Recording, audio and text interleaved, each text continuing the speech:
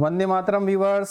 जी हाँ, मध्य प्रदेश, उड़ीसा, गुजरात ऐसे राज्यों के वर्तमान शिक्षकों के लिए एक बहुत बड़ी खुशखबरी है, बहुत बड़ी खुशखबरी है।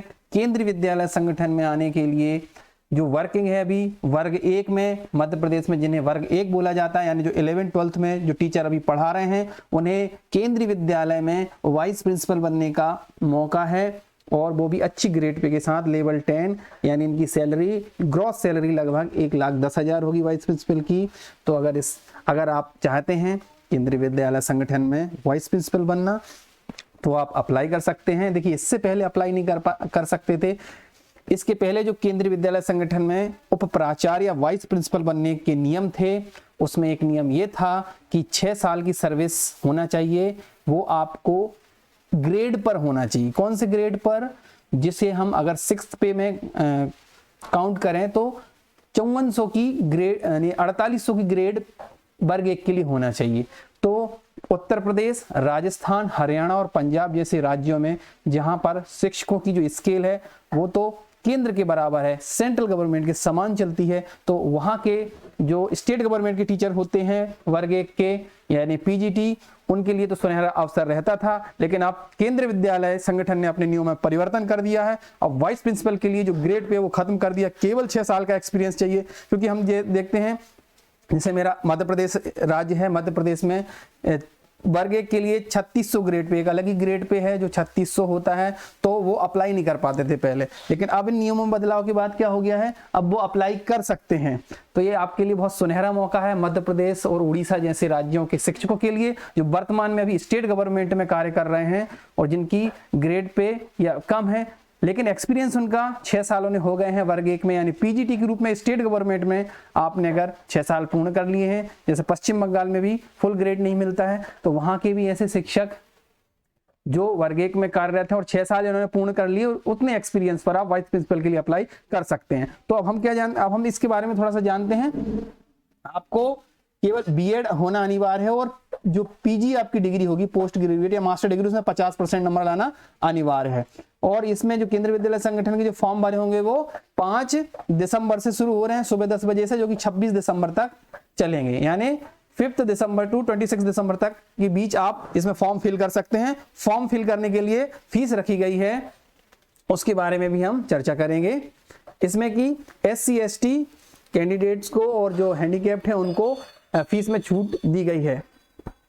और रिजर्वेशन के नियम वही हैं। यहाँ पर आप देखेंगे कि वाइस प्रिंसिपल बनने के लिए मिनिमम 35 वर्ष यानी 35 ईयर्स होना चाहिए, और मैक्सिमम 45 यानी 45 वर्ष की आयु तक आप दे सकते हैं।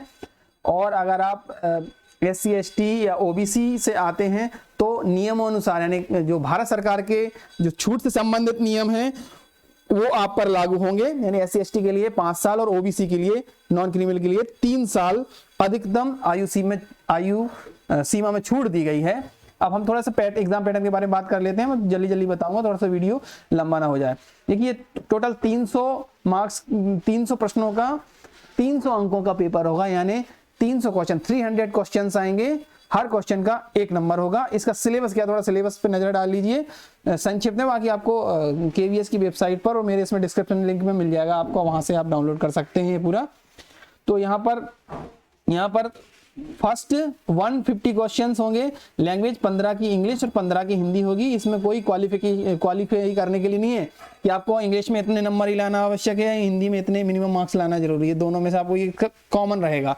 तो 30 हो गया, 15 हिंदी इंग्लिश, और 120 का हो गया perspective on education and leadership. तो लीडरशिप से रिलेटेड इसमें NEP भी आ गया, पूरा हिस्ट्री ऑफ एजुकेशन पॉलिसीज आ गई, इंडिया में जितनी भी पॉलिसीज बनी, understanding learner, understanding teaching learning process, यानी ये तो आपका 150 मार्क्स में कवर होगा। जो महत्वपूर्ण पार्ट है, जो एक और बहुत ही जरूरी पार्ट है, वो यहाँ पर देखिए 50 नंबर का general awareness, current affair, reasoning ability और कंप्यूटर लिटरेसी के 10 क्वेश्चन दिए गए हैं। कंप्यूटर के सामान्य से प्रश्न आते हैं, आप घबराइएगा नहीं।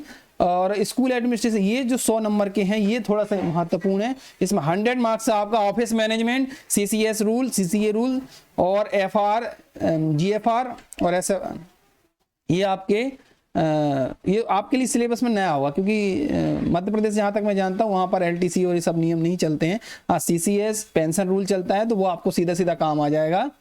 और यहाँ पर ये ऑनलाइन भी मिल जाएंगे, इसकी बुक्स भी आती है, एक स्वामी हैंड्स बुक करके आती है, उससे 3-4 बुक्स आती हैं, हिंदी में भी अवेलेबल है और इंग्लिश में भी अवेलेबल है। अगर आप तैयारी करना चाहते हैं तो आप उसको ऑनलाइन ऑर्डर कर सकते हैं, मैं कोई रेफर नहीं कर रहा हूँ, पर वो अच्छी किताबें हैं।